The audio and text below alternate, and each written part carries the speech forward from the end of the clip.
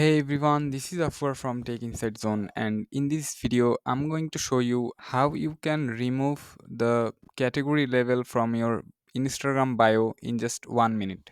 So basically, what the category level does is it describes what you do and target the right audience.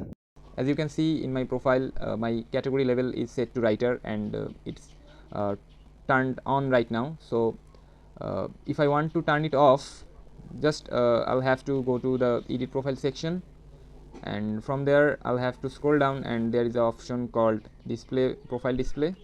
Just simply I'll have to click on it, and as you can see there is a toggle called display category level.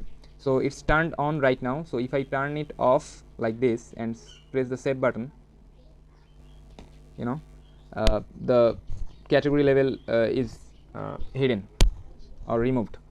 So that's how you can remove the display category level. But if you want to restore it, simply tap the edit profile button again, scroll down and go to the profile display section, and just simply turn on the display category level toggle on and hit the save button, and your category level is restored again.